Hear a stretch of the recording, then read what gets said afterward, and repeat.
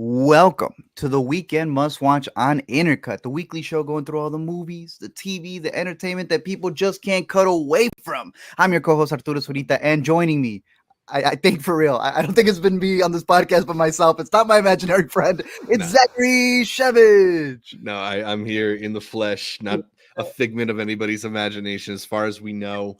And But I mean, real, I don't know, man. Were you? What was? Did you have an imaginary friend that you like cherished that way?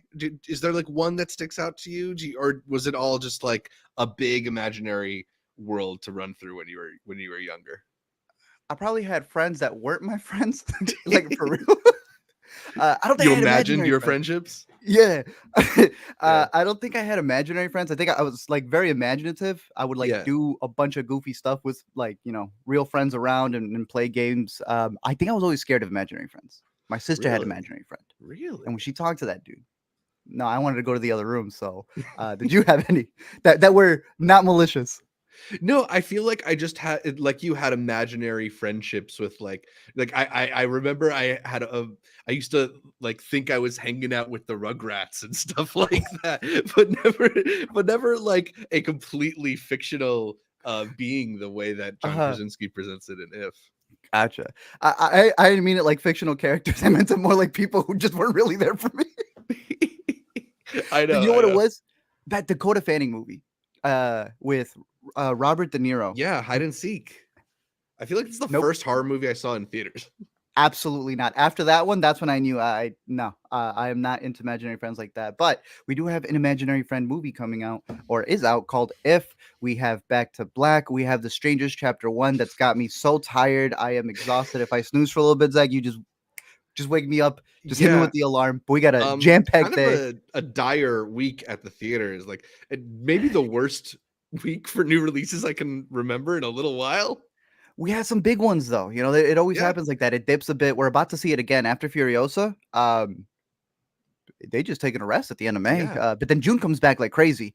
Uh, let's just get into it because we do have a good little slate of stuff, not just with movies, but also with a couple of movie news and even some festivals. We may not be overseas, but digitally we can be anywhere at once. Let's use our imagination first. Let's talk about the John Krasinski movie that to him is still a family film. Uh, just like all of his films, even though the last one has been a horror movie and the one before that I think was a horror movie. Most of his stuff has always been centered around a family in one way or another, even with the Hollers. I don't know if you remember the Hollers. Oh, yeah, I didn't until this very moment, to be honest. So, like, John obviously did the big jump in going from being the goofy guy that we know from The Office to then obviously trying out to be Captain America. He's been retelling stories about that, which I think is really interesting because Mhm. obviously it went to somebody else. But John Krasinski has been able to do stuff outside of Marvel, and I think that's been really cool. What's that Chris movie that's been out that isn't that cameo or the role in Knives Out? I like the roles that he's been able to take, even if it is him casting himself in some movies. And Mhm. look, I don't know where you stand on this because I've been hearing a lot of conflicting reports with this. I'm an if defender, bro. Really? Okay, we're gonna go here now. I I didn't mind it. I thought it was cute, dude. Put that on the poster. I didn't mind it. I didn't mind Um, it. It was cute. all right. What made you think it was so cute? Because I'm curious whether it was like their relationships, whether it is the characters themselves, whether it is like the heartfelt message of the movie. Yeah, the idea Because of it. Go ahead. yeah, for me, I just felt like it was emotional manipulation from start to finish. Like it's this movie that's sort of like trying to espouse the value of like having fun and enjoying yourself and remembering the good things, and it just like I never found it any of those qualities. I didn't find it fun. I thought the characters were all like you know, annoying rather than endearing. I don't know, man. Do you like all of the imaginary beings of this world? No, hey, I don't care for any of the imaginary friends the logic is as dumb as it could be. Yeah. And it's 100% manipulative. But I thought the message was pretty cute. I know John Krasinski had said he had directed this because out of all the movies that he's made, he wanted to make something for his kids. Right. Specifically during the pandemic, he was like, my kids just stopped using their imagination. They were home all the time. They started losing, that little, you know, not even bit of reality, but the creative process that he usually saw in his kids. And he wanted to make something that he could actually show them because I think they're not even like 10 years old yet. Mhm. I thought that approach of making a story that may not be for adults, but kind of is, in my opinion. I'd even defended it there. Uh, I thought it was adorable in the sense that it's telling you, even when you go through stress, even when you go through traumas, whatever it may be, at the end of the day, you can still tap into, that cliche idea of somebody being there for you. You're never really alone. To me, it reminds me of those old movies that you saw Mhm. growing up. I'm not gonna say that it's up there with the Flubbers and all the other imaginative movies that we've had, Yeah. but then I you mean, go back. the grandma's watching Harvey on the TV at one point in the movie. Yeah, you go and you check that movie that you saw as a kid. Now that you're older, you look at the letterbox, you look at the Rotten Tomatoes, and you're like, damn, people hated it. I see this movie kind of like that. I think the audience has liked the movie because this is one of those where it's definitely been split. But out of most of the movies that came out this weekend, if I'm not mistaken, this actually had a decent audience rating. I think Strangers kind of tanked. The Back to Black movie, I think, has been very split. Mhm. I'm on the side of the audience for this one. I am not denying anything the critics are saying about it. It's Mhm. obviously very manipulative. It's goofy. It's very much meant for kids. But Zach, I'm imploring you, open your heart, find that kid like wonder in you. For a second, it did get me. I like the storyline towards the end. Mhm. I think the big moment with Blue, because the whole idea with if is that there are these imaginary friends, but then the if word's also supposed to be the what if. What if you didn't grow up? What if you didn't let go of those things that gave you that childlike wonder? Would you still be able to tap into those stuff? And our main character here, who I thought was pretty decent, I don't know if you've seen her in other stuff. She's always playing like the young version of somebody. She was in The Walking Mhm. Dead as Judith. I know she played Young Ray. Haley Fleming, the actress. She does a decent job of embodying the kid. I'm not Sure. saying that she's She's out a there like kid. Dakota She was a kid. Fanning. I'm not saying that she's the next, like child action star or whatever. But I Right. thought that she embodied playing off of all of these imaginary friends, playing off of Mhm. what's his name, Ryan Reynolds' character, who I'm not gonna say is the strongest part of the movie. He's been hilarious in interviews. He's decent here.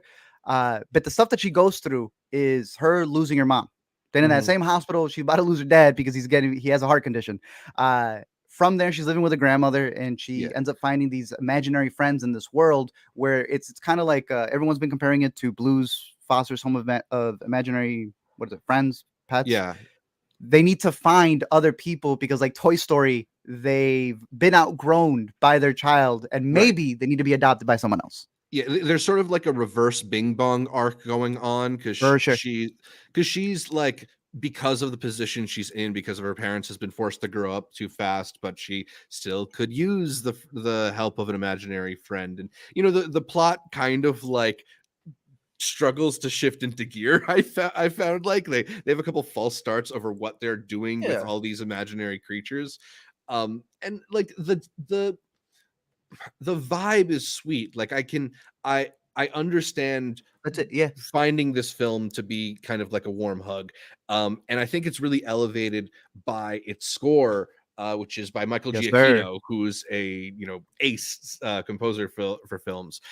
I think that the score is doing a lot of the heavy lifting here because I don't think the story Yeah. really merits that much consideration. And at its heart, like I just not sure I would find it that entertaining if I was a kid. It is a little bit slow moving, Really? and I found it a little bit saccharine from the perspective of an adult. Open your heart, Zach. I'm telling you, I think that there's some heartfelt stuff in here. Again, there's a storyline when comparing them trying to find their kids again, where Blue, who's voiced by Steve Carell, that's been like the Mhm. big part of the marketing that they've reunited with each other. Yeah, he's doing his Despicable Me stuff in there. I swear. He swears in this movie. There are moments where he does a little minions thing where he says something that can sound like two different things. Uh, he is the imaginary friend to one of the guys who's in here. I'm blinking on what his name is, but you see him in the trailer. Bobby He's Moynihan is the actor. yeah. You didn't like that scene? Not particularly. I thought it was adorable because there's a big aspect of this movie with them being kids that she's obviously interacting with all of them. But then there's a moment where when the adults start interacting with them, they almost play it off, other than the ending. They play it off a lot like it's them remembering a moment. I like the sensory triggers, that whole idea of when you're able to remember a song, a scent, an idea, you can go back to that moment. And I thought those elements were pretty good for a kids movie. I thought the banter between some of the imaginary friends, because they're like the most stacked cast Mhm. possible. I don't know if you Yeah, actually was got there to any see them. particular voice actor who stood out to you? Because, like, you're sort of sitting if you're not, like, scrolling IMDb Yeah, before or after the movie, you're sitting there trying to place it, like, Jon Stewart stands out, I feel like he's got a pretty recognizable voice. Phoebe Waller-Bridge, I obviously, got yeah, pretty quickly because 'cause she's got a big role. Makes sense that Emily Blunt would be here, but I didn't place that very quickly either.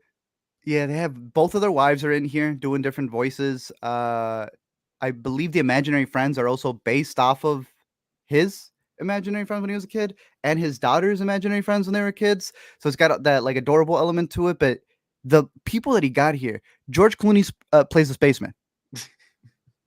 That's Reprising funny. his role from Gravity, yeah. Bradley Cooper's in here as a cup of water, an ice cold cup of water. Matt Damon as the flower. My favorite was Bill Hader as the Bill Hader, banana. Banana, yeah. See, I Yeah, just thought the he's pretty funny. design was, like, really basic on a lot of these, like, you can tell that John Krasinski isn't exactly, like, a Pixar level Nah. type of visual stylist. Just I'm not giving it the visual flair there, but I like that yeah. you mentioned Giacchino because they've been trying to call this a live action Pixar, and I'm like, wait, when you got Giacchino who did the Inside Out score, I mean, that's gonna do a lot of heavy lifting. But again, I think from the child's perspective, I like if I was watching this when I was a kid, or if I was playing this for a kid, I think it's got the moments that I want from it. It's obviously manipulative, but I think if I went and watched a lot of the movies that I watched growing up, now I'd be like, yeah, that's why it has a low Rotten Tomato score. But for the purpose of what he was going for, I like the fact that he went from doing these, horror movies back to back, whatever the hollers was, and then having this one. He's always going to find a way to inject himself into the story. But I guess, a sucker for filmmakers who make like love letters to their families Mhm. within their movies. I don't know what the love letter was in A Quiet Place. It's that clip of the kid dying's been doing the rounds. But hey, that's why I'm saying I'm a defender. I know for Alright. most critics, I'm on the lower end of it, but I thought it was cute and I wasn't expecting it. I'm gonna give you the ending though. The ending is a little manipulative. It's adorable, Mhm. but the twist is a little weird. The twist. Well, please tell me you saw the twist coming because I feel like it's basically doing The Sixth Sense throughout the movie, Yes. Um, which is such a big weird spoilers, but twist to pull for a kid's film. like imagine if you're a kid though, you'd be like, Sure. Okay. You know what it is? You know And what it then these is? kids are gonna grow up and watch Sixth Sense and be like, "He ripped it off." Damn you, M. Night. I It's because it's live action. I think if it was animated, it would have worked better. Like you had Mm, mentioned Bing Bong, and I think that Bing Bong element is a lot easier when you're, animated. You're completely in that world. Here, they're trying to do a Roger Rabbit, Osmosis Jones type thing, and I think that probably rips a lot out of it. mhm. So he doesn't handle that the best, but I think at that mid lower tier, as Chase would put it, that mid tier level of kids movie when it comes to imaginary friends, Sure. I was surprised. I thought it was pretty cute. It's not Yeah. making my mid-year list or anything like that, but Nah. I got to give it to John Krasinski. There was moments in there where I was just like, I see what you're doing here. For when you're now no longer here, Lord forbid, you have something to tell your kids. Hey, eh, always believe in yourself. Always know that you're never going to be alone. There's always going to be someone there with you. So, Yeah. I if I wouldn't I wouldn't say this is, like, among the worst of the year for me, right, but yeah. I think it's skippable for sure. All right. If in theaters now, I will say, theater tickets are too expensive. Wait till it comes home. I'm just going to be streaming Mm. somewhere. Do you know who it is? Is it Universal? Paramount. It'll be on Paramount Paramount. Plus. It'll be on Paramount Plus. We'll If see how much Paramount Plus longer is still Paramount around, Plus. Yeah. and that's going to be an imaginary streaming service. Uh, what would you like to see John Krasinski do? Uh, I don't know. I feel like he has this, like he's kind of got a foot in, like, the sort of action tough guy world. He obviously was in Reacher for He a while. worked for. Or are you talking in front of the camera or behind it? That's actually a good question, Oh, I right? don't like anything. Like, what do you want to see him go on vacation? What do you want to see him talk about? Because my man has turned into a true dad's dad. Like, all he does You is know what? say dad jokes, and I like it. Yeah, I want to see him bring back some good news. How about that?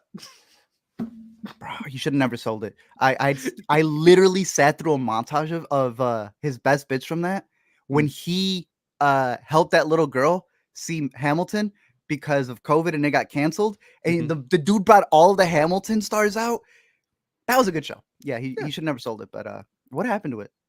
Like, I think it just sort of died. I didn't people turn went into out. anything. Yeah. People went outside. Yeah, exactly. Yeah. If oh, actually there is one. The Invisible Friend. Keith, Keith, do you know who that is? Brad Pitt. What is it with Brad Pitt playing invisible people? He did that in Deadpool 2. Well, it's a cameo you don't even have to show up for, right? The man just doesn't want to be seen anymore, I guess. But Keith doesn't have any lines, does he? I think he's just credited, right? That's why I don't get why he's in the movie. Let's move on to another one that has also been getting a very split reaction between audiences and critics, but I think even more so with audiences because this is a very prolific star. We're talking about the newest movie, Back to Black, trying to do a biopic on the one and only Amy Winehouse. They have a poster that says one and only, and then you look at the poster, and it ain't the one and only. It's an actress trying to play her. Zach, take it away. What are your thoughts on this one? It's a weird one, right? Like, I feel like a lot of people think that it's too soon, and it wasn't until I sat down and like took a look at it, realized it's actually been 13 years since Amy passed, which for people like us who I think were growing up with her rise, she just feels so present. So that it's strange to think of so much time having passed.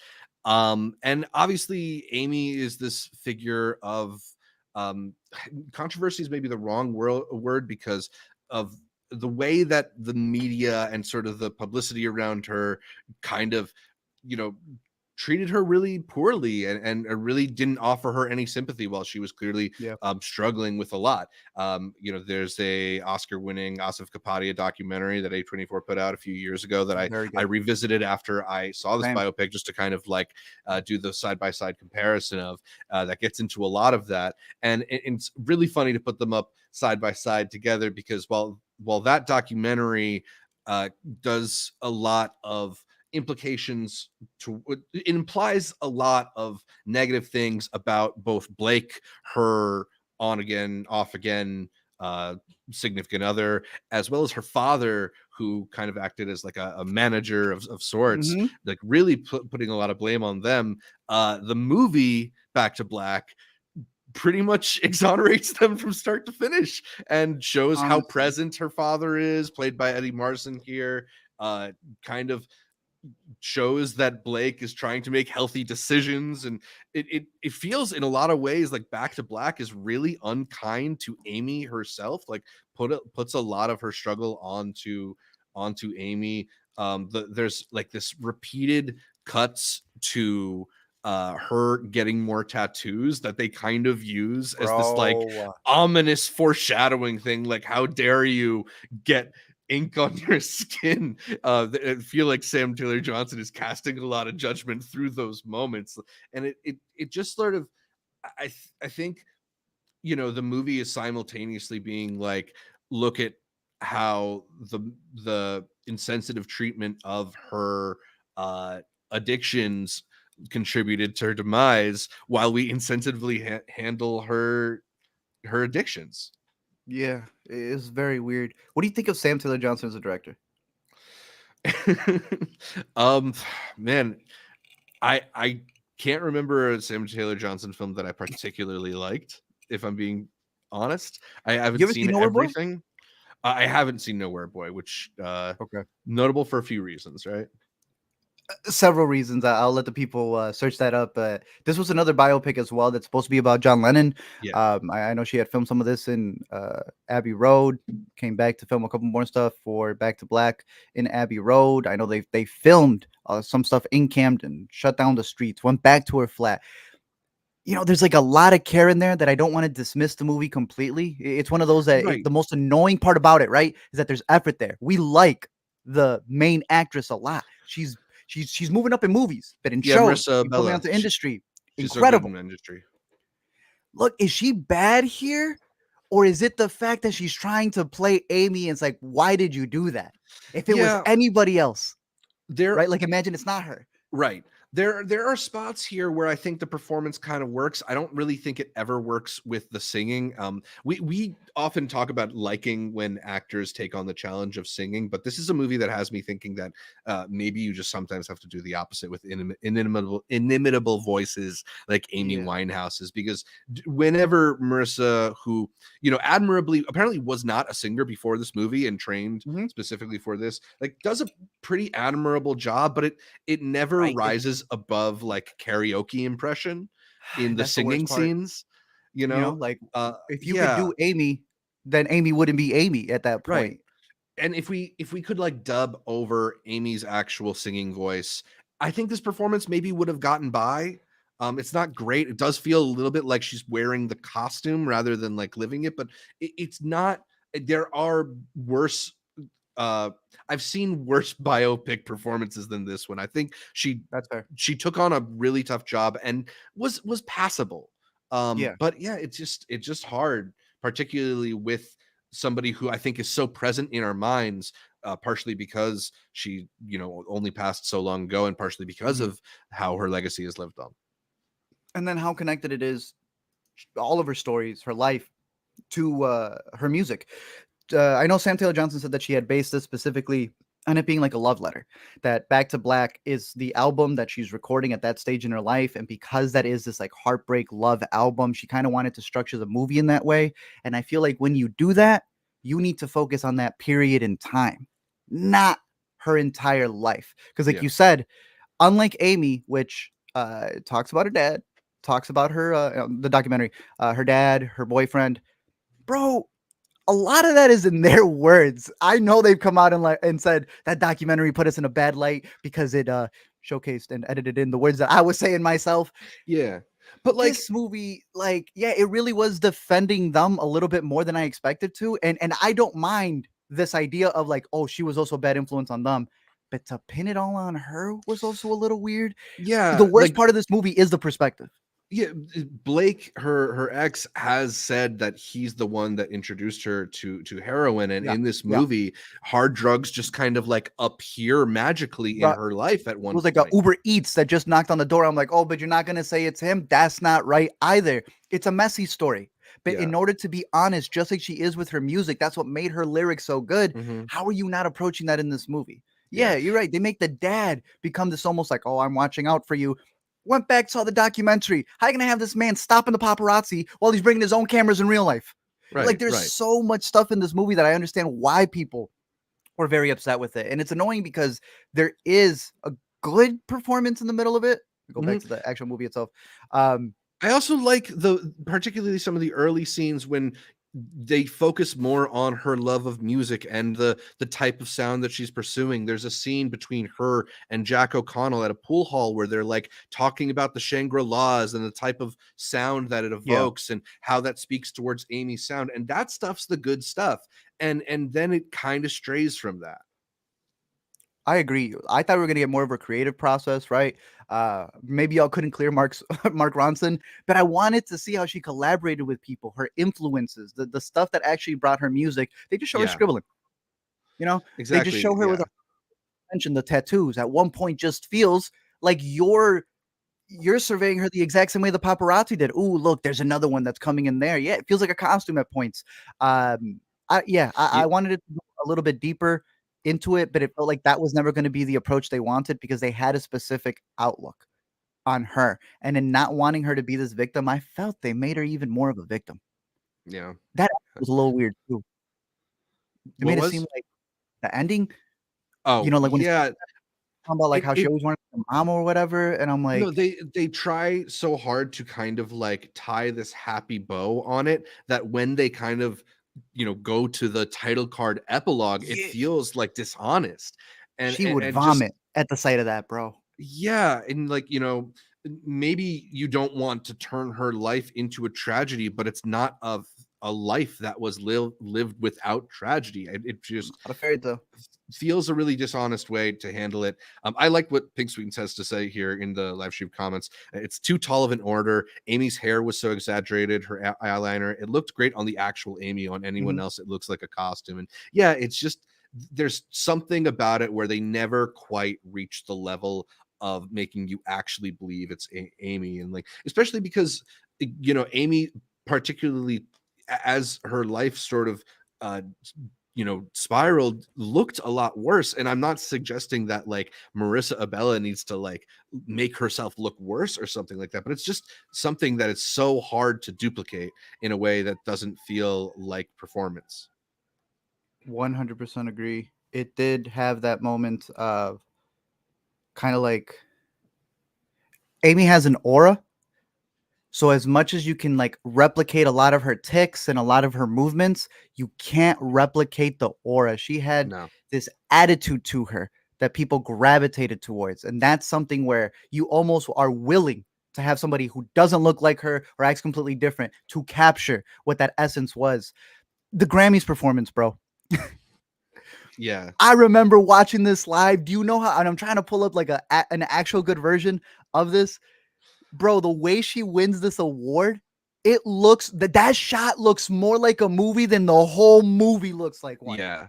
Like her face is so genuinely like in awe there. Like I feel like I get goosebumps just looking at a still from it. And it doesn't quite match up in the movie.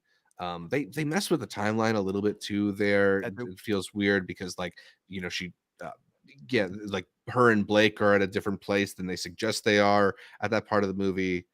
I don't know. Defending Blake a lot is weird. I don't know. I did a whole deep dive and read more about that man, and his mama said that he needed to get kidnapped in order for him to be better. And I'm like, that's interesting. I went on a deep dive on all of her interviews. She was a badass, dude. I understand why people want to make movies about her. I understand why people will even like this movie because it gives you just an inkling of her story, just a little bit of it, even if it is a little misguided. I thought it was interesting. You see the band in the back. They said that they actually got those guys to come back in to do the recordings of the music. They were too old to actually be the band members, but they did the studio recordings for the songs that she redid for the movie. Cool. Which kind of gives me the other thing that you were saying, like just dub Amy then, because if you're still going to dub yourself, then you have that disconnect of you singing and then it cutting to a studio track over the on-set performance. So it's like, I don't know, that's also a misguided choice, but Amy, she's badass. It's one of those artists that for years, decades, generations, people are going to find that music. They're going to listen back to it. And bro, it's kind of raw. Like even Back to Black, I was like tuned into the lyrics. Crazy stuff. No one did it like her, bro. If they did, there'd be somebody else. She was special. Hopefully it just is a reason for people to revisit the excellent music because it holds up. For sure. Would we have Adele be just as big if our girl was still around? Well, what Caitlin and I were talking about is like Lady Gaga has assumed a lot of that role, like, particularly the relationship with Tony Bennett too, in that like all the her relationship with older singers and stuff like that. I don't know. Frank being kind of double entendre with also it being Sinatra. It's interesting. I'd say Gaga became more of a pop star. Yeah. But Adele's got that not full jazziness to it, but that's a thing that comes up in the movie, the documentary, all of it. This idea of her not wanting to be a rock star, she wants to be a jazz artist. Yeah. And there's I don't know. I just wish you talk more about her influences.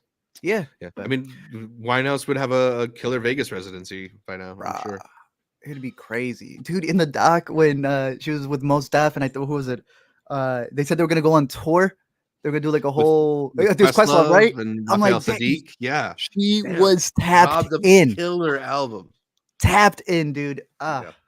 Well, Back to Black out in theaters, and I think our UK listeners, our inner cuties, said that it's gonna be on digital already. Woo! All right. Yeah. Keep an eye out for that one if you're interested. Yeah. Oh, watch Rye Lane. That was one I was going to recommend, the LME. They like talk about Camden. They talk about like, being in the streets of London that people don't really go to in the UK. Rye Lane on Hulu. That's what they thought they were going to replicate. I guess where's Zach?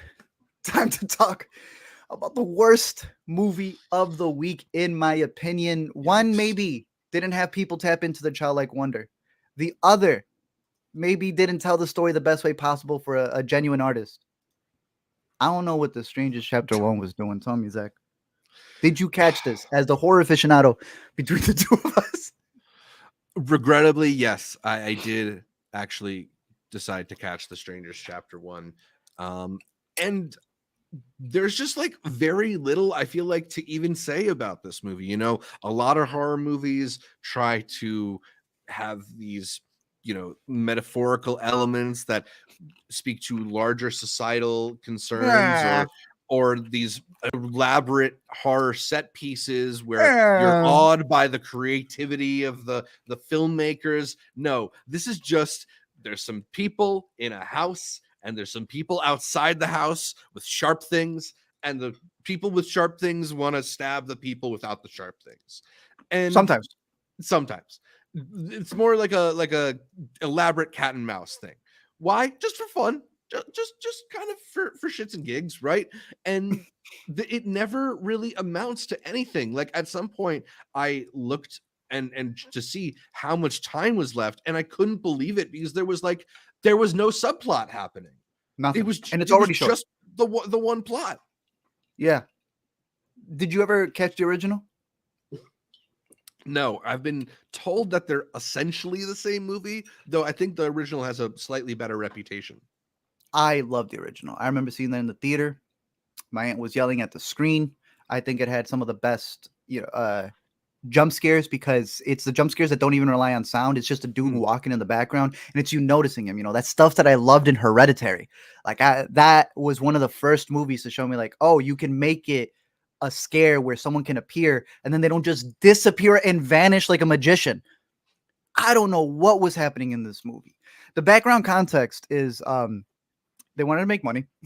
So instead of following up what was The Strangers from 2008, and then the Strangers sequel, Pray at Night, from 2018, this movie wants to create a trilogy where they wanted to follow up from the first movie. But instead of following up from the first movie, because Liv Tyler ain't going to come back, they remade the first movie so then they can make 2 and 3. If that's not the dumbest thing you've heard, it gets dumber. They've shot all of them already, Zach. I actually didn't know that part. Really? All 3 are shot by the guy who did Die Hard 2, one of the Nightmare movies, Deep Blue Sea. And they're waiting to release the next one in a couple of months, Fear Street style. I think the last one. Well, this one was such a resounding success. I think people will be lining up outside the theater. It really is just one project that they wanted to make, and then they quibbied it, bro. They split it into parts just so they can get people to tune in for what literally is acts. In their interviews, they keep talking about, like, yeah, this is just like one little segment. What do you mean? You're selling me segments? Absolutely not, dude. The worst part about it is that you followed along with horror enough to know that, like, Exorcist went back to the original, right? Yeah. Forget all the sequels. Now we're doing a sequel to the original. All the Halloweens. Yeah, we're doing another sequel to the original. And they always just go back to the original and do these different timelines. These people think they're so slick. They want to cut out the 2008 version so that they could be the original. That is the most bastardized way to remake a movie. It pissed me off so much. Unless you got other things to say, or Caitlin has something nice to say about this movie, I'm talking my piece on this, bro. This pissed me off. Yeah, I mean, it's just one of those horror movies that really relies on you not being bothered by the characters making a series of incredibly dumb decisions over and over again. It makes it that much harder to find any of the scares upsetting or believable or tense when the people just act idiotic at the center of it. What is it? Just that the horror filmmaking itself is better in the original than this one, or it just is executed better? Horror filmmaking's better. The lighting is better. The gaffers were better. The catering was better. Liv Tyler was better in that. You don't even know who's in the original, do you? Your boy, Glenn Howard. That's the only thing I know about it. And he's great in there for the little bit that he comes in for. It's worse once you see the original, because that actually has some subtext to the characters. Mhm. The idea is supposed to be that you have a couple who's never come together. They never really proposed. And it's this act of just insane, chaotic violence that lets them, showcase their love way too much right at the end of their lives, right? Right, right. I thought it worked really well in the original. When you're talking about characters making dumb decisions in a horror movie, it's even worse once you see the original and you go, you're just doing this scene because you have to mimic what the first one did. It's that bad. Mm. It's that bad. My boy Lee, our boy Lee, he is a big fan of the second one. I wasn't the biggest fan, so when he came out with a 1.5 star, that's when I knew y'all have committed an atrocious sin. Yikes. Nah. I said in my LME, I want a refund, and I didn't even pay for it, bro. It's not good. Yeah, It's not good. A big waste of time. Not even a watch it, wait for it to be on home. Like, just avoid. Nah. This is the lowest of the lowest ratings that I could give it. Let me ask you this: do you have even the slightest hope for chapter 2, that they went all this way just to get to the stuff they actually want to do, and maybe chapter 2 will actually be let me pay you again for the real movie now? Yeah, BS. I don't look. Madeline, I don't think is the worst actress. She had some interesting, screen queen moments in it. They keep talking about her character arc and what it's supposed to build to. I feel like they're gonna try to make her the stranger, or if not, a killer of some sort. Like, it's about when she passes that what is it, tipping point? Not really, because I think they're gonna go a dumb route of the focus of the small towns and how they're New Yorkers and they're the outsiders. They're the strangers, Zach. Then they're going to release it at the end of this election year, around the election. I don't want to see that take of a movie. That's also corny. That's corny, bro. Yeah. We'll see. We have that to Chapter dread. 2 That's coming the out scariest later. thing about it, that there's more on the Thrown way. in the garbage. Hey, cheer me up, man. You've been watching this show on Netflix. You've been saying it's good. Yes. It wrapped its lives? It did. Everybody's in LA. The chaotic madness of John Mulaney's Netflix funded talk show only ran for 6 episodes. They did 1 and then a week of 5 in a row. Okay. And I found them to be utterly delightful. It's got a lot of the sort of like David Letterman, Conan O'Brien, reminiscent wackiness and series of bits. But it's got this more modern, chaotic energy to it. It reminds me a lot of when Chris Gethard used to do his show, the Chris Gethard Show, and there was just like a loose feel to it. Because one thing that I think helped this show stand out is he wasn't bringing on anybody to promote their projects, and he wasn't for the most part, not bringing on anybody to talk by themselves. He would bring Jon Stewart out alongside a expert in earthquakes, or he would bring out Jerry Seinfeld with an expert in coyote conservation, right? So the topics of conversation are unusual for the guests, and it makes people act a little bit more on their toes. It makes the energy a bit more unpredictable. There's this kind of like absurdist quality to it, because they'll throw from rambunctious talking segment to this very airy and almost like psychedelic field piece with their different slow zoomed shots of LA and strange droning music. There was a couple bits that some comedians that I like, who are big on the internet, Rajat and Jeremy, did for this show, that I thought were pretty hilarious. But I think it just... Were they the ones who made that fake thing, the roundtable? Yes, the guys from the Hollywood Recorder Roundtable. They they did a bit on this where it was like the Jimmy Fallon thing, where you talk to like a fake Tina Fey and Amy Poehler about how much you mean to them, and then instead of Tina and Amy chumming out, it was Rajat and Jeremy. But I just found it to be really delightful and kind of like a cure for the things that are stale about a lot of modern talk shows. Like Oh my god. Netflix has tried many Mm. times to crack the nut of like what their version of a talk show would be. You know, they've brought in a whole bunch of different comedians to do, you know, news versions or more talk versions or just laid back talk shows. And they've never been able to kind of crack the code in a way Yeah. that penetrates. And I feel like this has sort of found the right rhythm. It's the right mix of really funny people, really funny situations. John Mulaney has got this like real great showman quality where he knows how to steer the ship. But one of Yeah. the funniest recurring things about the show is when they'll get like halfway through a segment and he'll just abandon it because he's not having fun anymore. He will have callers on and then just basically hang up on them without, you know, saying goodbye. He's funny. I don't know, man. I've really enjoyed it. I hope that Netflix finds a way to bring it back.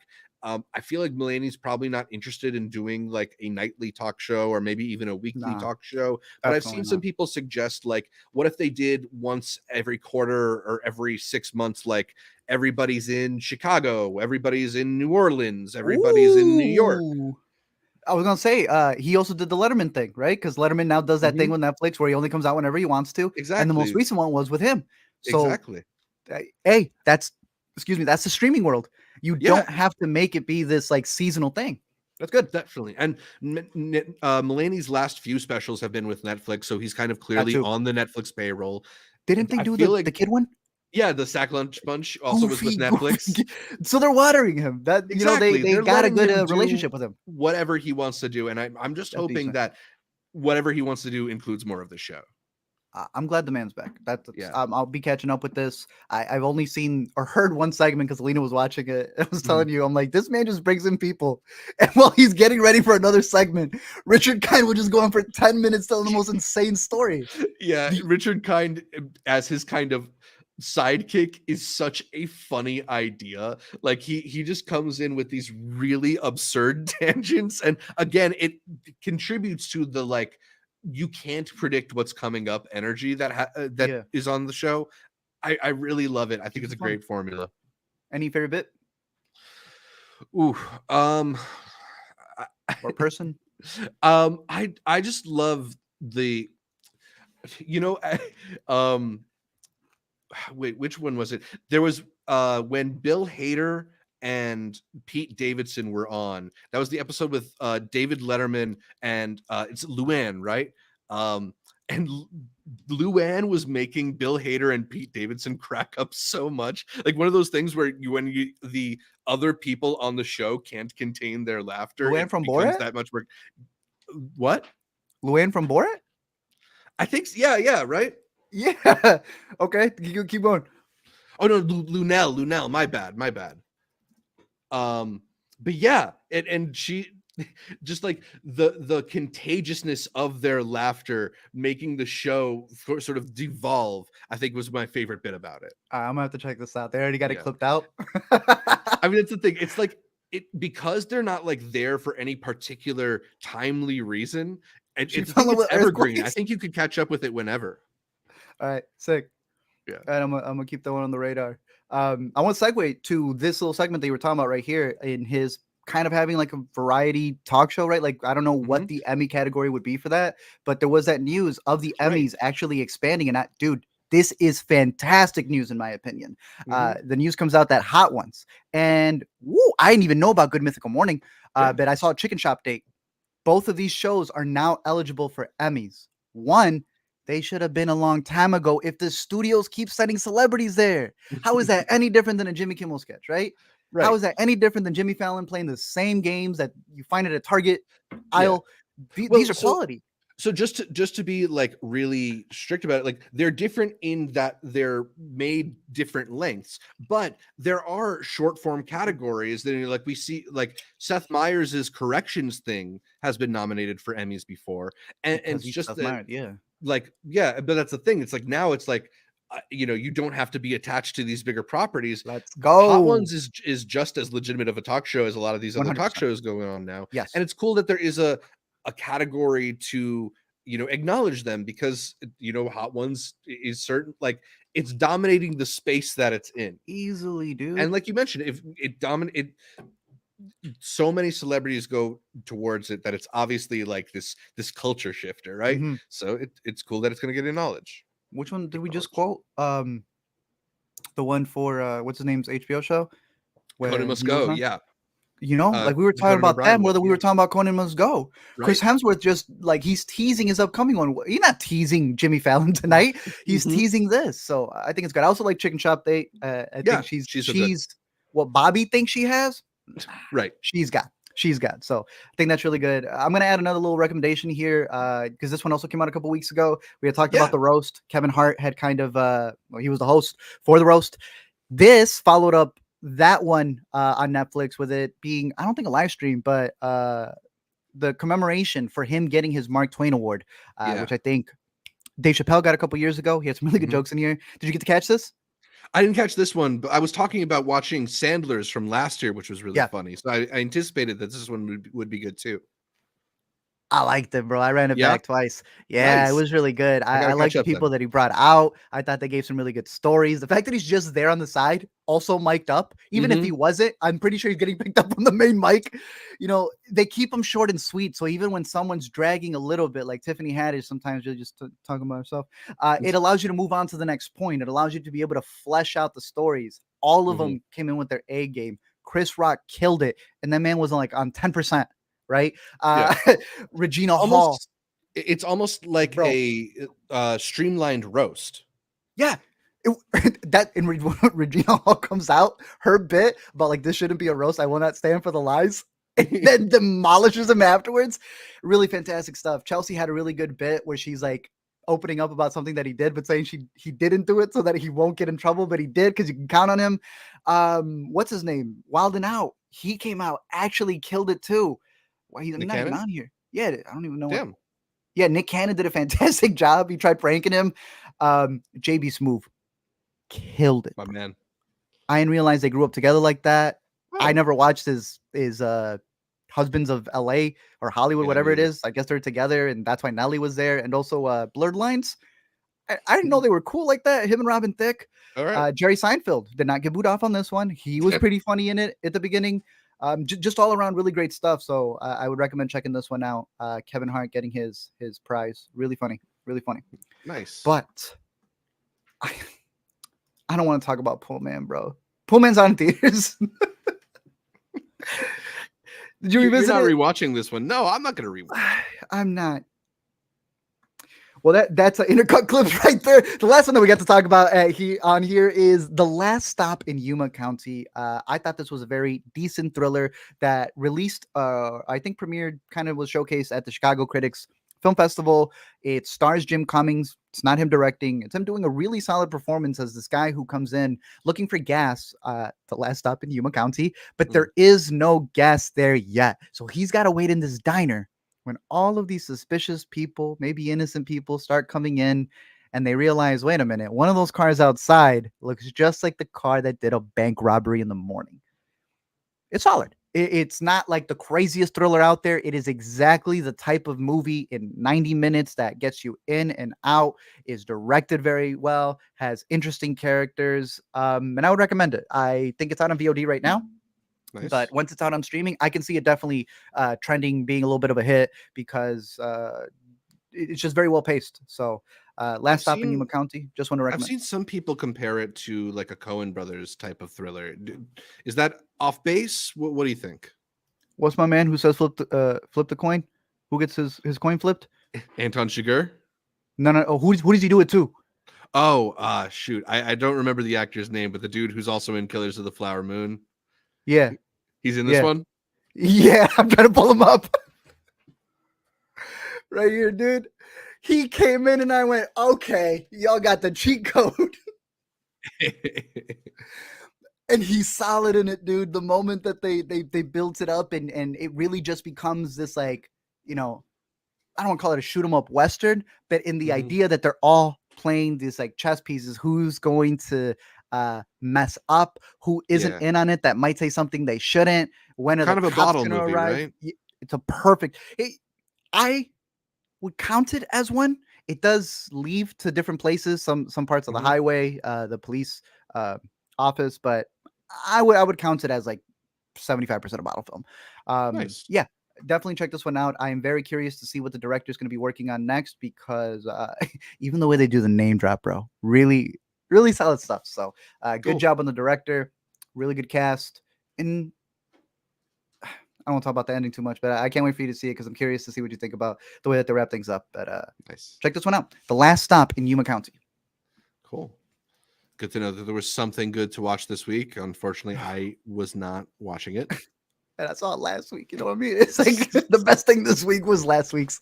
But let's talk about some movie news, and in particular, streaming news, and in more particular, streaming cable freaking news. Disney, Hulu, and Max have talked about this bundle that they're working on, and they're really trying to pitch it to you as if it's something special that hasn't been out there. It's cable.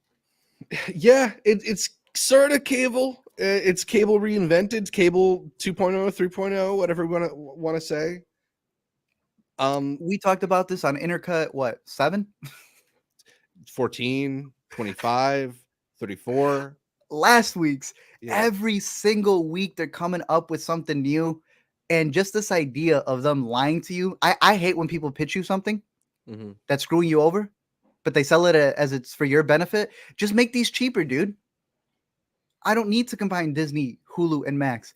I think it's weird who's deciding to join each other. Like they're clicking up in the weirdest way possible. Because then on the other side of it, Netflix, Apple, and Peacock. Like, who drew these lines? Yeah, well, I kind of feel like it's like Netflix is the big dog in streaming right now, right? And yes, the ones that have the most competitive streaming platforms are Disney, also Hulu, and Warner with Max. So it's kind of like silver and bronze teaming up to fight gold, but gold recruiting, all the other people. It Apple and Peacock are just kind of hoping to get some increased exposure off of Netflix in a deal like this one. And it's interesting because if you read some more into it, like Disney benefits a lot from the bundle that is being proposed between Disney, Hulu, and Max. Like they are going to reap the lion's share of whatever money comes from subscribers. So like Max is in a position where they're like potentially sacrificing some of what they would be getting from clients just to try and be more competitive, to be in more households. That's ridiculous. Yeah, I mean we're Civil War. I mean, at this point, this is really just going to escalate at some point to all of them doing Violence? one massive bundle. Oh, yeah. Violence too. Netflix Plus. I gotta ask you: Disney, Max, Hulu, Netflix, Apple, Peacock. Who you got? For me, if I only can subscribe to one bundle, we're just talking personal value, not like who I think wins the war. Right? Yeah, I want your personal one first. Which one are you going for? Disney, Hulu, Max, all the way. All the way. Netflix has got like Ripley and a bunch of trash on it. I love Peacock. I defend Apple TV Plus on here, but they got a good show once every 2 months, 3 months maybe. Hulu, Max, they're putting out quality constantly. And then you get Disney Plus's archive in it too. It's no question. We're going to be talking about some Max stuff that's coming out. Don't get it twisted. I love Max. I tune in for the Hulu shows for sure. I'm going Netflix, Apple Plus, Peacock, buddy. Has to be. You just said who's the biggest one? Netflix. When they all fall under one, Netflix. Which one you guys talking, bro? Netflix. It's Netflix all the way. Apple TV Plus, you said, is the new HBO. Peacock has got the best live streaming possible, in my opinion, too. They got better sports. They're not pulling that BS that they're trying to do over there with ESPN and Max, which I think is another reason what we reported on a couple of weeks ago, that they also got that streaming service. So I already don't even think it's a good deal because these other chumps over here are going to split up their stuff too. That's the nastiest part. Here, play this bundle for this movie. And we stripped everything out. So it's technically going to be more expensive once you get the streaming and the live sports. Let me hit you with the juggernaut. Max stuff has been coming to Netflix anyway. It's just put the the Batman old on there. stuff, though. Just the old stuff. Sure, just like the old Disney archives, Netflix, Peacock, Apple TV Plus. Let's go. And I like Max. All right, But I'll be watching The Bear and Shogun while you rewatch Baby Reindeer and Stranger Things. I'll get it in 6 months, okay? Out of this news, they decided to also drop a new Lord of the Rings. Yeah, with Andy Serkis assuming the director's chair role. And this is I a don't like film it. that, at least right now, is called The Hunt for Gollum. And, you know, it's gone so well for the Lord of the Rings people whenever they stray from Tolkien's books, right? When they go to Prime. And The Hobbit. Yeah, you're right. Yeah. You watching the show on Prime? You watching Rings of Power? No, I'm paying for it though because they raised my prices. Hey, looking at the new Apes movie, they were all talking about that Gollum. I think it was Owen Teagues, the one who plays the lead character in this new one, Noah, that this performance was what really got him into acting. He goes like, wow, there's actually someone behind all that. That's something that really intrigues me.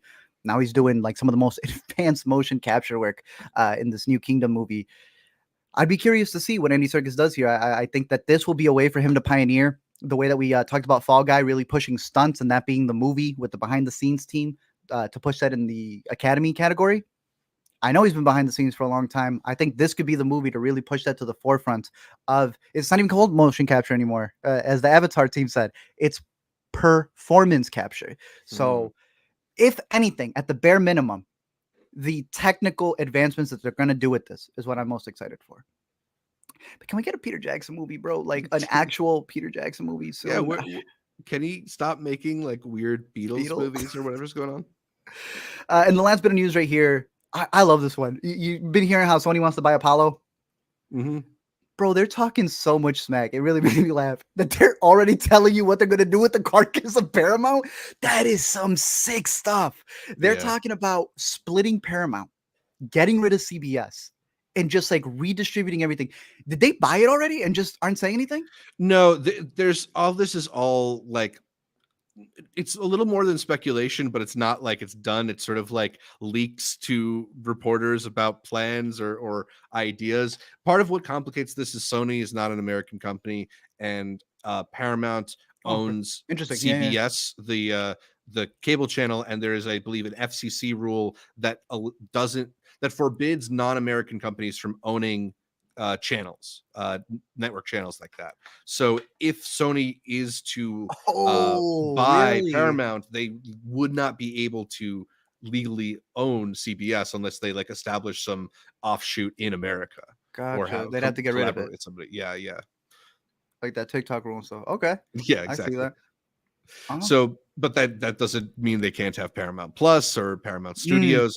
A lot of people are also concerned about the potential Paramount sale because the Paramount Studio lot is one of the historic lots in Hollywood. A lot of movies, you know, were shot there. There's a lot of history there, and there's a good chance that if the sale goes through, that the lot will be, you know, sold off as a piece of real estate. That's a good point, because even not just the stuff that was filmed there, like didn't Mank walk through it? Didn't they just make the offer show with it? Like it's also used as backdrops to this day. It's a setting essentially. It's even now, but I don't know. We'll see. I think it's interesting. I just like I read it and I felt like it was somebody who hasn't bought your house yet, showing you the new blueprints of what they're gonna do with it. So it'll be interesting to see how they expand. I'm surprised that Sony doesn't have its own streaming service. I think I dusted off my PlayStation and I booted it up. I guess they kind of have some movies you can stream when you have the PlayStation Plus.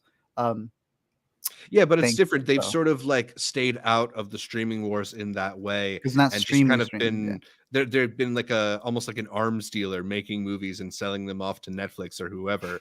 Which, that is true. Yeah, that is true. Sony is not one of the companies that's up for sale. So what did I tell you, bro? I said that Netflix even gets Sony, bro. We got Sony movies. Yes, they may be better, but they do come to Sony. So it's like a 4 bundle right there. There you go. Con? Yeah, let's talk a little con. Tell me, what do you want to start with? Well, I mean, I think the movie that most people have been talking about, have been interested in hearing the reaction to, and we're included in that, is Francis Ford The Jim Coppola's Henson Doc. Megalopolis. Yeah, I look.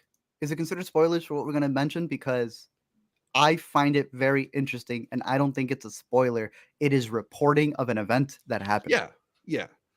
Like maybe I don't think we're talking about specifics of the plot, but we are talking about what the bounds of this movie are. So maybe Yeah, if you're spoiler phobic, you'd find it a spoiler. But I think exactly. we're clear. I'm not showing you a cam. I'm showing you a picture, bro. Describe to the people what the hell was going on.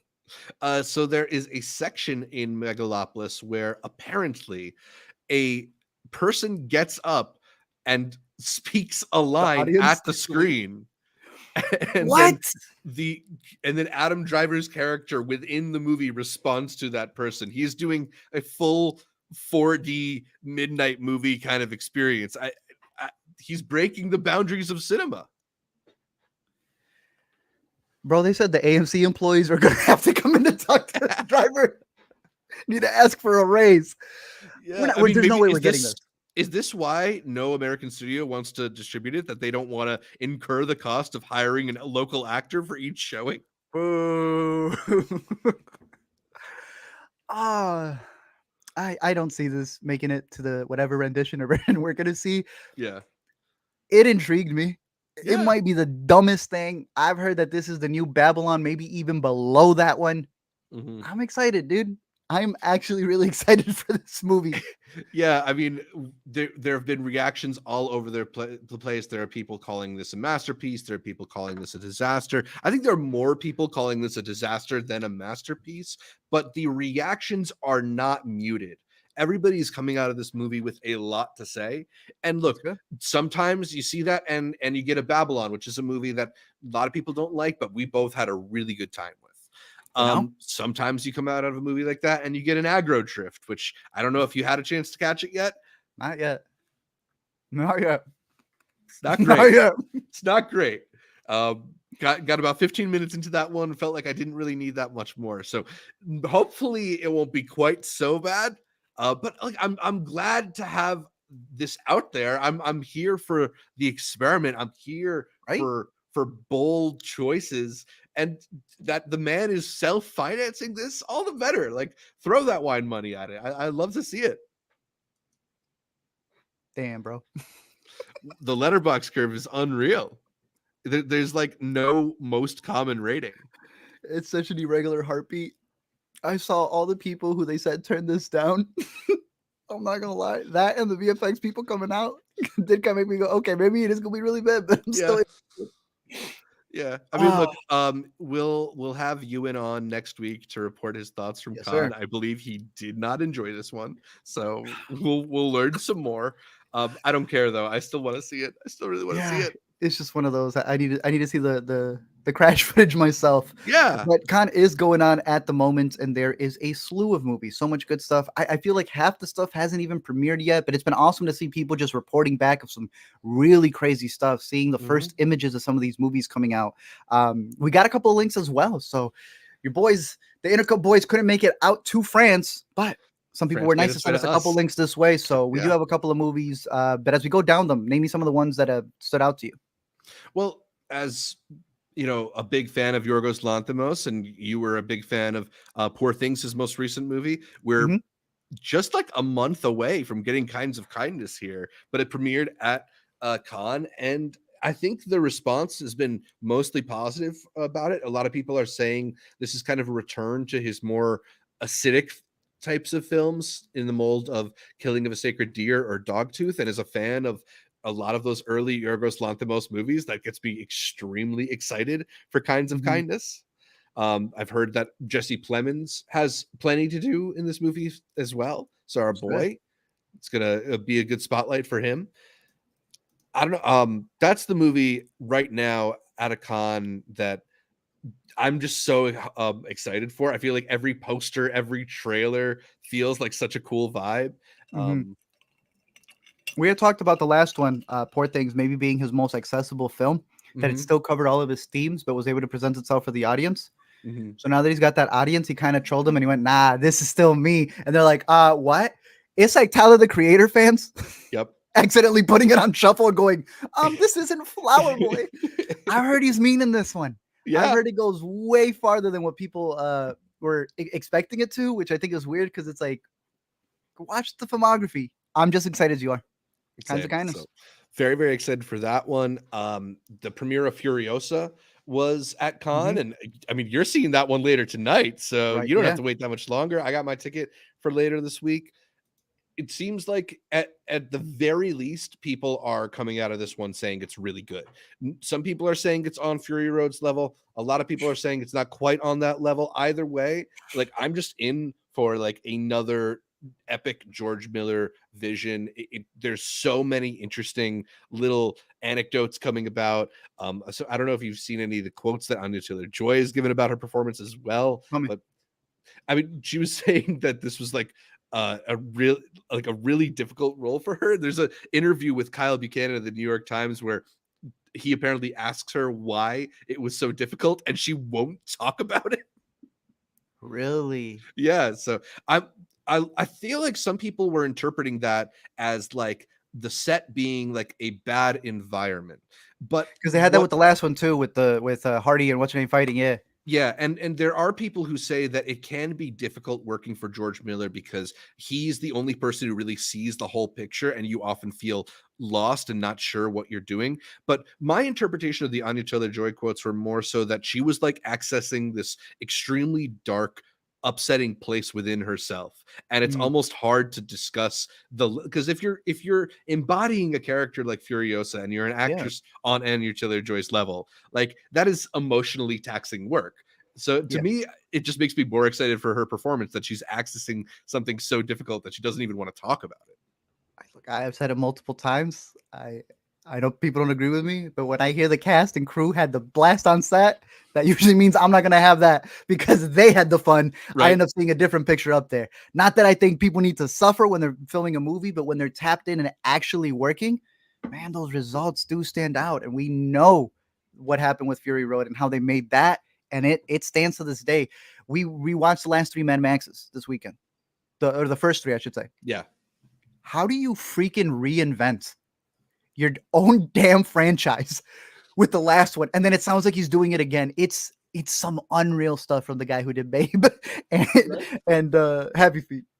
Yeah. And my Oh, laser disc. Shout the out. hell is that? Whoa! Yeah, my laser disc of the first Mad Max. There we go. What the hell? Do you even have a Laserdisc player? No, but it's a good piece of art. Picked it up at garage sale. That you got to blow on it before you play it? Yes, I am very excited for Furiosa. This one is going to be very good. I will say, I got to shout out Karsten for having one of the funniest tweets. This is all love for our boy over there. He was able to Yeah. make it out. Bro, He These- tweeted a picture of him way off to the side of the screen and behind a speaker saying seated for Megalopolis, best seat in the house, which got a lot of people on film Twitter concerned. Concerned trolling, maybe. I love Karsten, bro. Yeah. He's the best. His honesty. You and I have had worse seats than this as well. Yeah. Why do festivals do this? Why would this be a seat? You know what really got me? Remember when we went to South by and I refused to take everybody to the Rollins Theater because I said, ain't no way I'm taking all to the smallest screen when we got a better one at home? Mhm. What is this screen, dude? For critics?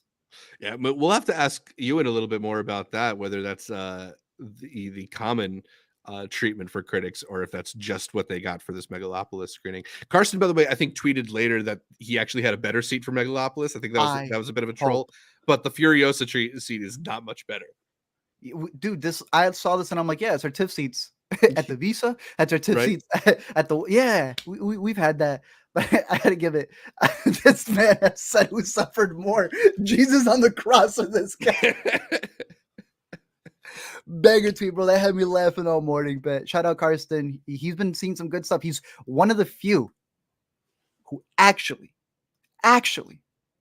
verified that this movie's going to be a banger. And I trust Go. his opinion because he knows how good Franz is. He knows how good Barry is. But he also, I think, is tapped in with Andrea Arnold. This is the one that you had on your most anticipated. You Bird. brought it up for your Oscars bit. Yeah. Bird. I'm I've feeling been seeing mixed stuff. I'm a little less sure about the Oscars prediction now that some people have had a chance to see it. But maybe it pulls out a Palme d'Or and campaigns all the way. I don't know. Regardless, it's a new Andrea Arnold, and that's reason enough to be excited about it. Yeah, you said Karsten liked it. I saw some people were mixed on it.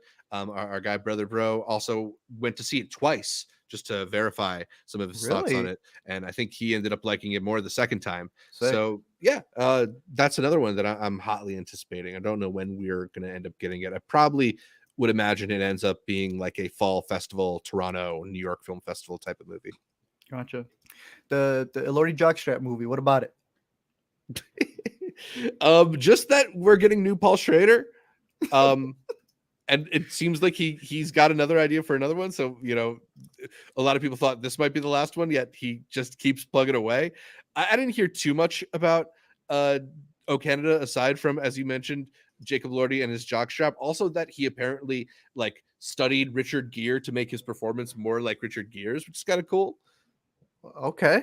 But yeah, that one's been getting maybe more of a mixed response. O Canada, as is traditional for Paul Schrader. What is a Paul Schrader movie but something with a mixed response from critics? I found out Zendaya skipped on Master Gardener. Her agent needs to be God, the Lord, because I cannot imagine her taking that role. Yeah. Probably for the best. Don't know if that's Zendaya's target audience. That would have been like her Miller's Girl or something like that. Yeah, it would have been. Yeah, that's a good point. The Substance, dude. What is this about? Because people have been coming out with the most polarizing reviews. It's either you love it, or if you love it, you deserve to die. You are a hater of. I don't even know what the themes of this movie are. I saw this image from Beyond Fest. Yeah, with her back sewn up in that way. It looks horrifying. People are describing this as a body horror film. That's mostly what I know about it. That, and that the director is Coralie Fargiet. I don't know how you pronounce it, but she's the director who made Revenge a few years ago. I don't know if you caught that movie. Stop. The hold on. Yeah. The one with the girl out in the woods or in the desert? Yeah, right. I believe that's a banger movie, bro. That's a banger movie, bro. She back. Oh, I haven't seen Revenge, but I know people love that one. No, bro. Why do they do this? I've been hearing so many people say that if you call this new one a feminist movie, then you know it's directed by the woman who did. We're not doing this, bro. I gotta no. Okay, all right. Now I know who to ignore. Yeah. Damn, it's gonna be that movie then. Yeah, okay. I mean, look, there's a lot of people who are saying that really this good. is Revenge the really early front runner for Palme d'Or out of Cannes. After it premiered, I think it was last night, maybe 2 nights ago, when I went onto my Letterboxd, everybody that I knew who had seen it had given it a 4.5, not less, not more. 4.5. People are really, really responding to it so far. So it shot up immediately to the movie I'm most anticipating. It is a return of sorts for Demi Moore. It also co-stars Margaret Qualley. So yeah, I mean, The Substance, put it on your watch list. Damn. And my goofy ass, I was like, The Substance. Okay, The Substance. What's the title of the movie? I get it. It's got a lot of substance. But what is it about? I'm excited for that one. I've also heard mixed things about this one. Also, Emilia Perez. What, like Sicario keeps getting dropped in multiple tweets. Yeah, someone mentioned Jennifer Lopez as "This Is Me." ... Now. Yeah. Wild comparisons being made for this one with Zoe Saldana and Selena Gomez. There's some trans storytelling here as well, which I know has some trans critics sort of like their antennas up with this one. But the reviews so far have been pretty solid. I mean, it's the latest film from, I want to say it's pronounced Jacques Audiard, who, if you want to click on his filmography, has made a lot of films that are like Cannes favorites. My man. Which one stands out to you? Because the most recent one, Prophet. Hold on. Incredible film, bro. Mhm. Incredible film. I'm seated. You ready for it? Bro, I just talked about this movie for Madam Web because they were all bashing my boy who's in this movie because they did him dirty. No, all the way. Paris, 13th District, really good film. Even went back and read the graphic novel. Good, good, good stuff. I have no idea what this movie's about, but I'm excited. I don't know if you're there, Zach. Tap in. Could have been my headphone. Unplugged my mic accidentally. So Both of us, bro. I got up so fast I unplugged yours. But yeah, that one looks pretty good. yeah. Anything else stand out to you, or should we save it for Ewan's appearance next week? Yeah, once Ewan appears, we'll be talking about more from Universal Language, which we got a link for. I told you it was a little Roy Anderson-ish, like if he was a Persian filmmaker, and a little bit funnier. I caught Holy Cow last night as well about this cheesemaker who dies. So the cheesemaker's son has to make his own cheese. Decent enough. But there's one that I told you to definitely get on. I got to make sure I pull it up over here. It was, I just know it's called Salome, the story of Salome. I don't know why it's not popping up on the letterbox, but I'm pretty sure it's Salome. If you find that movie at Cannes, do yourself a favor and go watch it. I thought this has been the best link that we've gotten so far about a courier who comes from Guinea and has to just like make it by because even the Uber account that he's working off of ain't a real Uber account. He's renting it from somebody. Check this one out. Zach's got the links for this, so we're gonna do a whole dispatch with Ewan. You said what time's he get out of that new one he's gone? It should be any moment now. Apparently, the screening of The Apprentice, which is the Donald Trump movie with Sebastian Stan and Jeremy Strong, is just letting out. Brother Bro liked it, so yeah, maybe if we vamp a little bit, Ewan will jump on, but we'll see. All Should right, we do a quick shout out to some patrons? let's do it. Most important part of the show. All right, let's talk patrons. Thanks so much to all of you who continue to support this podcast on the Academy level. They are Tushar, Cademan, Connor, Josh, May, Ricky, Joe, Wiley, Benji, and Matt. And then the producer level patrons are Yuden Veer, Toon, and Brandon G. Thanks so much to all of you. And a reminder that you too can become a patron by heading over to patreon.com/intercutpod and signing up for a membership for as little as $3 a month. You can also do that staying here on YouTube, clicking the join button and becoming a member of our page. It gets you access to all sorts of Intercut content, including a look at our episode outlines early. Sometimes you get a look at our episodes early.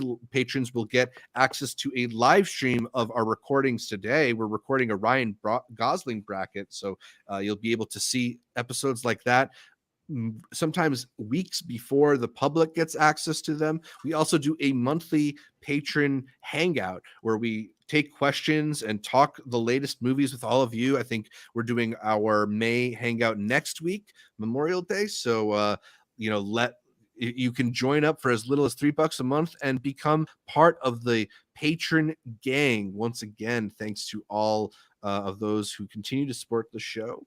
Patreon.com/intercutpod or here on youtube.com/intercutpod, clicking the join button, getting all sorts of, you can also on YouTube get access to like emojis. This is a little newer for us, so I gotta incorporate it into my spiel, but custom emojis where for patrons to comment on the live streams with.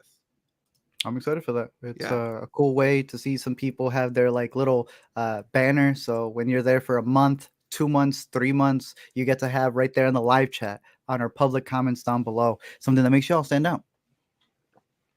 Very cool stuff. Thanks again to everybody who continues to support the show. Let's talk about the picks for the week. But first, our coming attractions, because we have the biggest movie, like we said.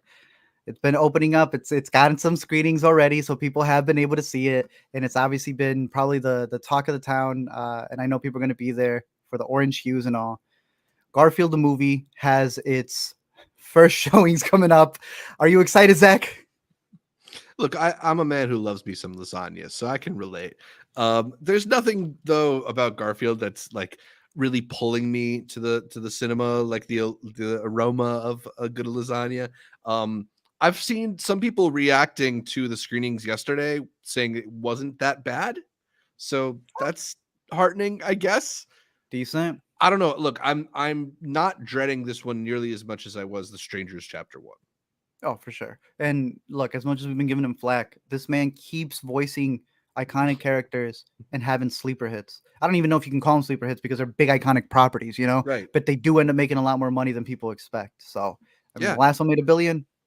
We'll see. We'll see And what Chris this does. Pratt wasn't nearly as bad as Mario as I think we all were expecting him to be. I don't know if he's still the person I would have cast in the role, but it wasn't bad. Yeah, well, they made him change it, bro. You can listen back to the original trailers Yes, and the first things no. he did. So yeah, but I think there were less complaints for his Garfield one. But of course, Furiosa, a Mad Max saga. You watching this in IMAX? You watching this in Dolby? Screen Uh, X? I've got my ticket for the Megalopolis Lincoln screening in con? the Lincoln Center biggest IMAX screen in New Ooh, York. So I'm trying to see it big. I'm trying to see it loud. beautiful. I'll be catching it in and IMAX tonight for a screening, so I'm excited for that. As well as Hitman coming out. I think it's gonna do a week in theaters, maybe a couple Mhm. weeks in theaters, if I'm not mistaken, right? Before it comes Yeah. out to Netflix. So they actually, we were worried about it not being able to have that theatrical run like we were able to see at festivals, but this is a fun movie. I think it's going to be a crowd pleaser. I hope it does well in theaters, and I know it's going to do well once it hits Netflix. Yeah, I think I'm going to try and catch this one on the big screen because not going to have many opportunities to do that. And what else you got? Atlas? Got to catch that one on the big screen too, right? Maybe they're playing it at the Paris theater because that's Netflix Uh, owned. it's the new one with Jennifer Lopez coming out Yeah. to Netflix. I don't I know how like how she people are saying this is actually the movie they were making in The Fall Guy. stop. That's funny. All right. That's goofy. And then some doc recommendations. Lolla, the story of Lollapalooza. We were able to catch Yeah. a couple of parts. It's going to be coming, I believe, to Paramount Plus while it's still around. And I thought it was pretty decent, kind of giving you the creation of the early years of Lollapalooza, what they did right, what they did wrong. And I found it kind of fascinating. I'm looking forward to finishing up the chapters we didn't get, as well as a movie we did miss. We should have been there, but it's finally coming out to HBO Max, MoviePass, MovieCrash. I'm excited for this one because I didn't realize that it's talking about the people who screwed it over, and then the people who originally created it before those money CEOs took over were able to buy it back, have it right now, and they had to restructure the second half of the documentary. Bro, I don't know if I'd be on YouTube covering all the movies I did if it wasn't for this damn cart. That's a Mhm. fact. So I'm excited for this one. Definitely. I mean, I think anybody who was around for the era of MoviePass has That was an era. strong feelings about the company for sure. I was like a disciple telling people about the good word of MoviePass. Let's see. I got some recommendations for this week. I am beginning with Blackbird, Blackberry, a movie that we caught last year at the Chicago International Film Festival. I believe it was Georgia's submission for the international selection, and it is very good. It's about a woman who's never really been out there exploring herself, and in that realm of like it was a saint. I'm blanking on the names that we had. Mama Cruz, Mm. Wandering Saint. All these movies that kind of have this like coming of age later on in life. This one was fantastic. It's got this real dark humor to it that's really funny and joyful at the same time, even though it does get a little sad. But I would recommend this one. I believe this is on movie, so Mm. it's got that stamp of approval as well. Give this one a Nice. watch if you're interested. Iron Claw out on HBO Max, bro. Tell me Yeah. why I'm looking up stuff for this movie and I find our girl Aria, Macy Williams, reviewing movies on YouTube.com. You got an It, hour-long podcast covering the Iron Claw. really? I'm assuming it's her friend's podcast.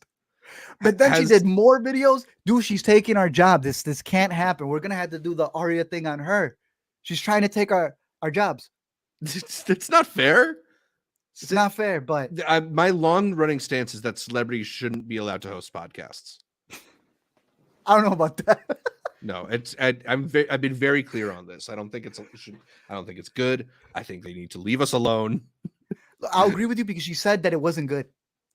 She said she expected more from it. My sister is about brothers. I don't know what else to tell you, but it covered it, man. Yeah. Yeah, no, I like the Iron Claw. It is a fantastic movie. Now that it's out on streaming, I implore people to catch it. We kept arguing about whether what's his name, Zac Efron should have gotten more recognition for the role. I don't think he's the best in the movie, but it is some of the best Zac Efron that we've gotten, and I want to continue to see more of this dramatic turns from him. Devesh, no, she was not right. Devesh, stop. No, nope. Two series to recommend. Outer Range season 2. I was a fan of the first one. Very twisty, turny type of movie that takes Yellowstone and goes, you know, what if we put some Lost in this, some dark, some sci-fi elements that Mm. make it pretty intriguing. And I'm curious to see where they're going to take season 2, as well as this new sci-fi, Dark Matter. Bro, it takes place in Chicago. They were Oh. filming it around here, and it is shot beautifully here. And it's about Joel Edgerton's character. He's like a professor who talks about Schrodinger's cat, and I hate Schrodinger's cat. Like I am not a fan of it. Not in like physics, in storytelling. I think it's the biggest cop out. Mm. But they're cooking with this, bro. He ends up with a parallel like universe version of himself, and he's trying to figure out what timeline, I don't know what reality he's in, and he's trying to retrace his steps that he can't because they were never steps to begin with. It's intriguing. Dark Matter out on Apple TV Plus, All right. which All you can right. get if you got the bundle with Netflix. What do you got, Zach? I have a couple of recommendations. My first recommendation is a new stand-up special from Connor O'Malley on YouTube. This one is called Stand Up Solutions. It is an hour that he's released in character as Richard, this kind of like tech bro, Silicon Valley optimist who is preaching about the benefits of AI and how 5G is going to save us all. And it's got a lot of the signature kind of like manic, deranged energy of a Yeah. Connor O'Malley sketch. He's, in character for this whole thing. But I think TV Glow Connor guy, has right? this. Sorry? TV Glow Yeah, mask. in theaters right now as Okay. in TV Glow. But he's got this really incredible element to his comedy where amidst all the mania and ranting and nonsensical kind of word salad that he puts together, like sometimes he sort of sounds like those videos like English to non-English speakers, except he's putting together actual sentences. But in the middle of all of that, he'll kind of have these like really uh really uncomfortable revelations or like discussions of the realities of modern our modern existence. There's Okay. this one bit that really stays with me where he's talking about targeted ads and how we're always having data pulled from us. And because he has this character of this sort of like techno optimist, he's like, I'm so jealous of my son because he's going to have a whole lifetime of user data pulling from him, and his consumer experience is going to be better than mine ever will be.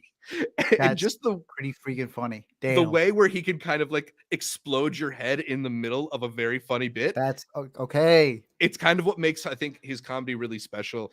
I'd highly recommend checking it out. It's going to be way too much energy for some people, but I Mm. think if you get it, you're gonna love it. So It's on YouTube.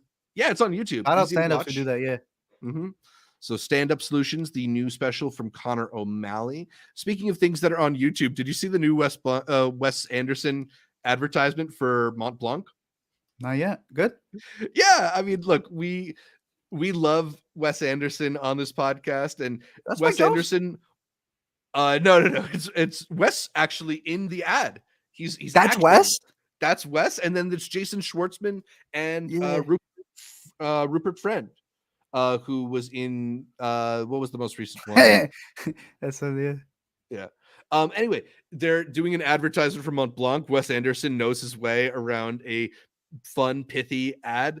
I think what's so great is like he's able to imbue his sense of like timing and comedy into whatever kind of project he takes on, and just the Okay. layered dialogue between him, Jason Schwartzman, and Rupert. They're talking over each other and joking. I just think it works really well. It doesn't even feel that much like corporate approved ad speak. Like it's really just kind of Wes Anderson talking about a Yeah. pen No. he really likes. That's. I mean, we talked in this bracket about his ads. He is the Yeah. go-to guy when we talk about directors who can master a commercial, for sure. Yeah. I mean, Okay. look, if you find Wes Anderson delightful, this ad is absolutely delightful. A really fun 3 minutes. And look, if you don't want to buy the pen, you don't have to buy the pen. But there's a Wes Anderson approved Project. Montblanc coming out that Yeah. looks That's really just nice. it's just funny to say, honey, the new Wes Anderson commercial dropped.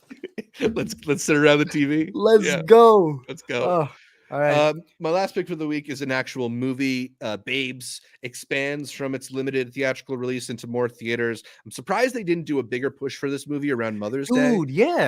It was sitting right there, but I, that doesn't mean you have to catch it on Mother's Day. It's you can appreciate being a mother any day of the year. yes, I sir. thought this was a delightful return to form for Alana Glazer, Yep. who recaptures that Broad City energy and has a really great comedic partner in Michelle Buteau. Their dynamic back and forth, the way they ping punchlines at one another, the whole surrounding cast being very funny as well. I just thought this was a delightful comedy. You know, maybe not going to be like one of the best movies you see this year, but I think it's going to be solidly entertaining and you'll get a few very hard laughs out of it. Definitely would recommend checking out Babes. Hopefully it's playing in theater near you. And if not, be on the lookout because I don't imagine it'll be that long before it's available on VOD either. Shouldn't be. I'm looking forward to rewatching it for sure. Yeah. Running it back, I got over on movie Blackbird, Blackberry, a nice coming of age movie later on in life. That's pretty funny. I've got the Iron Claw, not a funny movie, but it's out on HBO Max or Max, whatever it is. It's out streaming now, so you can capture it. I would argue that who was the boy that we put the dad? He was a standout performance from this. I think you should be Holt seeing it. McElhenney, yeah. Just for him alone. Okay, Really good stuff there. You know, this is the version of Back to Black where they were willing to have the father figure be so honest that he at least wore it all on his sleeve and said, yeah, so what? This is me and? Right. Not that what they did with Back to Black. Sanitized, Yeah. And then my duo of series right here in Outer Range over on Amazon Prime as well as Apple TV Plus's Dark Matter. 2 decent little shows to catch. Nice. My picks for the week are Connor O'Malley's new stand-up special, Stand-Up Solutions, a kind of manic assessment of tech bro culture that will either make you laugh or make you scared about what's coming up. Wes Anderson's ad for the new Montblanc pen, just a delightful little taste of Andersonian dialogue. You know, my dad has one. They write really nice. Really? The smoothest pen I've ever. Yeah, like the best essay. Yeah, exactly. Like it's a pen that my dad reserves exclusively for signing contracts with. Okay, sick. Yeah. And then my movie recommendation for the week is Babes, a hilarious comedy about motherhood and friendship with Alana Glazer. Beautiful. Sounds good. Other than that, that is everything for this week's show. You can find more from me over at LME Movies on all social medias, from Twitter, YouTube, Letterboxd, all that good stuff. Like we said, we're going to be talking about some con picks and a bunch of other festival stuff, so be sure to follow there. Zach, where can people find more from you? You can find more from me at Zshevich across social media, or you can find more videos from me at Multiplex Show, anywhere you find videos. Beautiful. A reminder that you can listen to every episode of the Intercut podcast on iTunes, Anchor, Spotify, whatever your favorite podcatcher is. And you can watch the live video here every Monday, no matter how tired we are. We're going to be here talking about imaginary friends, strangers we don't want to see, and all that other good stuff. Again, a big shout out. What is that? Did you get the poster? I got a if poster. You have an if poster? Real. Yeah, I'll bring one to you. Don't worry. Oh, I know it's your favorite movie. I'm that's not gonna hang it up. Poster too, bro. Stop. Yeah, it kind of looks nice, to be honest. Damn. No, yeah. I didn't get the if poster. Okay. Well, maybe they'll have one at Regal tonight. I'll snatch it more as well. Nice. Damn, I'm jealous. Okay. A big shout out to all the Intercuties who listen live, all of the patrons, all of the iTunes listeners who leave us those 5-star reviews. A big shout out to all of the Intercutie patrons and members, like we said, who are out there on the memberships page getting the extra bonus emojis or different things like specific comments, banners up at the top, and all of the Intercutie patrons who are going to be getting these upcoming live streams that we're doing with them. They also had this Peter Rabbit ears thing. They had a lot of old stuff at the AMC. That came out pre-pandemic, bro. What the? Yeah, they were cleaning out their poster closet when I was there. I got a Wish poster. Oh, I'll take the rabbit ears. Did we chart anywhere this week? Oh, we charted all the usual places. We charted in Canada, in Germany, in Greece, in Mexico, in Australia, in Uruguay, in the UAE, in Singapore, Czech Republic, Greece, Nigeria, South Africa, Turkey, Poland, the Netherlands, Japan, and of course, right here in the United States. Sick. Again, don't forget to leave us a comment, drop a like, follow the socials all over on Intercut Pod. And until next time, don't forget to comment, like, subscribe. We'll force you to watch The Strangers. Because you're home.